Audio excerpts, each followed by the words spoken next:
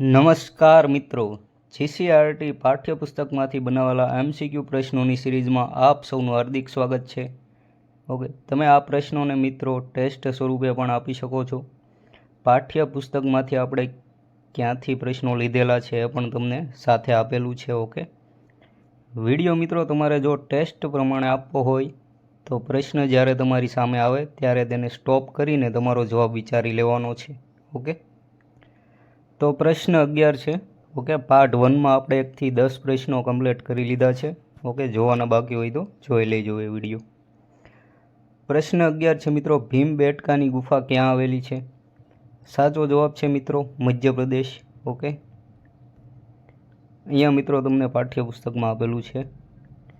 ભીમબેટકાની ગુફા ક્યાં આવેલી છે? મધ્યપ્રદેશમાં.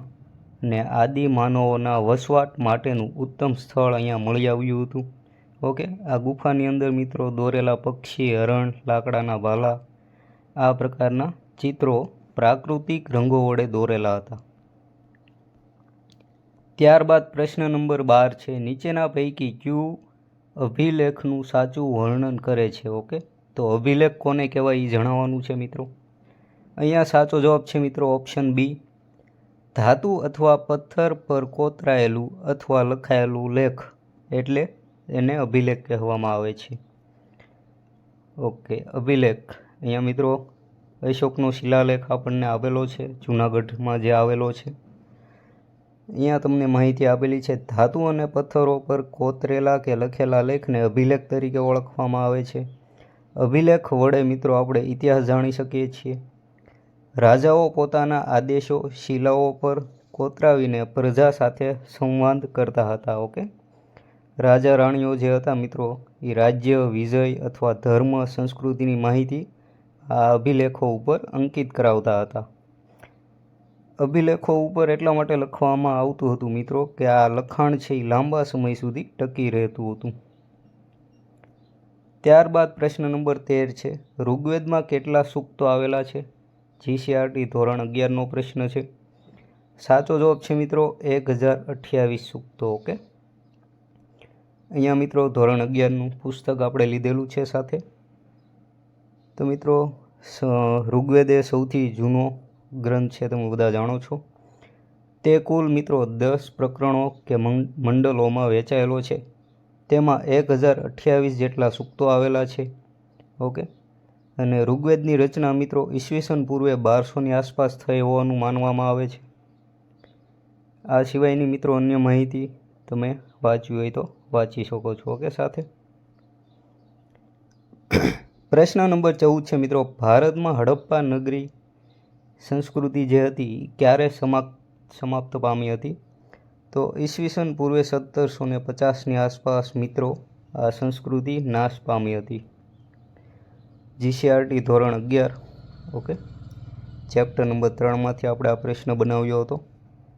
ભારતમાં હડપ્પીય નગરી સભ્યતા ઈસવીસન પૂર્વે 1750ની આસપાસ પતન થઈ હોવાનું મળી આવ્યું હતું. ત્યારબાદ મિત્રો ઈસવીસન પૂર્વે 1500ની આસપાસ ભારતમાં ઇન્ડો આર્ય કે આર્ય તરીકે ઓળખાતા સમૂહનો ભારતની અંદર પ્રવેશ થયો હતો. ઓકે, નેક્સ્ટ આપણે આગળ પ્રશ્ન જોઈએ.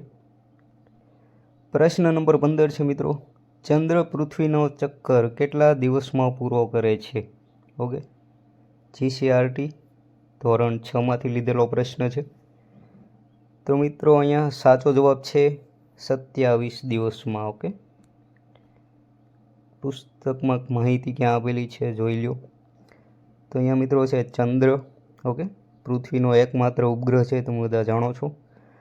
પૃથ્વીની ફરતે એક આંટો પૂરો કરતા તથા પોતાની ધરી ઉપર પણ એક આંટો પૂરો કરતા આશરે 27 દિવસ લાગે છે. ઓકે, મીન્સ કે ચંદ્રનું પરિભ્રમણ કયો કે પરિક્રમણ કયો બંને કેટલું છે? 27 દિવસ. ઓકે,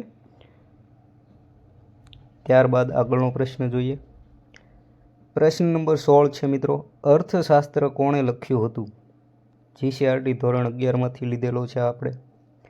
અહીંયા સાચો જવાબ છે મિત્રો ઓપ્શન ડી, બી અને સી બંને. ઓકે, ચાણક્ય અથવા વિષ્ણુગુપ્ત બંને એક જ વ્યક્તિના નામ છે, તમે જાણો છો. એ માહિતી મિત્રો તમને અહીંયા આપેલી છે. કૌટિલ્ય એ પણ એમનું જ નામ છે.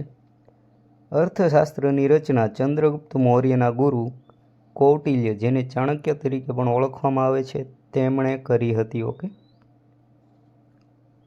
આગળનો પ્રશ્ન છે મિત્રો, વત્સ મહાજનપદની રાજધાની કઈ હતી? જીસીઆરટી ધોરણ 12માંથી લીધેલો છે આ પ્રશ્ન. વત્સ મહાજનપદની રાજધાની હતી મિત્રો કૌશાંબી. ઓકે, ઓપ્શન એ અહીંયા સાચો છે. તો અહીંયા મિત્રો તમને મહાજનપદ આપેલા છે, અહીંયા આપેલી છે રાજધાની. ઓકે, અને હાલનો કયો પ્રદેશ? તો અહીંયા છે મિત્રો વત્સ, એની રાજધાની હતી કૌશાંબી, કુરુની ઇન્દ્રપ્રસ્થ, પાંચાલની અહિછત્ર. ઓકે, અને મત્સ્ય મહાજનપદની રાજધાની કે તો વિરાટનગર. સુરસેન મહાજનપદની રાજધાની હતી મથુરા. અહીંયા તમે મિત્રો હાલના કયા પ્રદેશ છે એ પણ જોઈ શકો છો. પ્રશ્ન નંબર 18 છે મિત્રો, કાઝીરંગા રાષ્ટ્રીય ઉદ્યાન ક્યાં આવેલું છે? ધોરણ 9માંથી આપણે લીધેલો છે આ પ્રશ્ન. કાઝીરંગા આવેલું છે મિત્રો આસામની અંદર. ઓકે, સાથે બીજો પ્રશ્ન પણ એવો જ જોઈ લઈએ. બાંદીપુર રાષ્ટ્રીય ઉદ્યાન કયા રાજ્યમાં આવેલું છે? ઓકે, તો બાંદીપુર ક્યાં આવશે મિત્રો? કર્ણાટક. ઓપ્શન સી અહીંયા સાચો જવાબ છે. ઓકે, પાઠ્યપુસ્તકની અંદર આ માહિતી સાથે જોઈ લો. કાઝીરંગા મિત્રો અસમમાં આવેલું છે. ગેંડા, જંગલી ભેંસ અને હરણ વન્યજીવ ત્યાં જોવા મળે છે.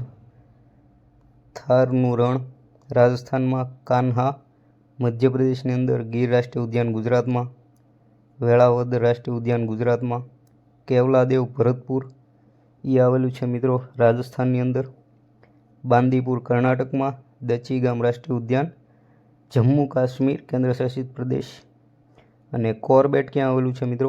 ઉત્તરાખંડની અંદર. ઓકે, કયા પ્રાણીઓ છે તમારે ડીપમાં જો વાંચવું હોય તો અહીંયા જોઈ શકો છો.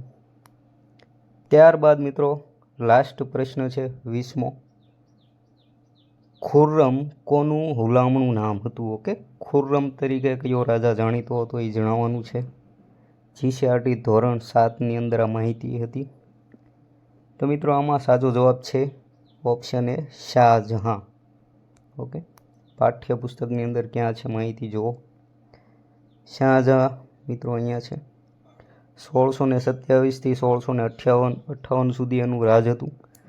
શાહજહાંનું હુલામણું નામ ખુર્રમ હતું. ઓકે, તો અહીંયા મિત્રો 20 પ્રશ્ન આપણે પૂરા કરીએ છીએ. વિડીયો મિત્રો તમને બધાને જો ખરેખર પસંદ આવ્યો હોય તો લાઇક, શેર અને સબસ્ક્રાઈબ કરવાનું ભૂલતા નહીં. તમારું કોઈ વોટ્સએપ ગ્રુપ હોય તો એમાં પણ શેર કરી દેજો. Okay, thank you for watching. જય હિન્દ, જય ભારત.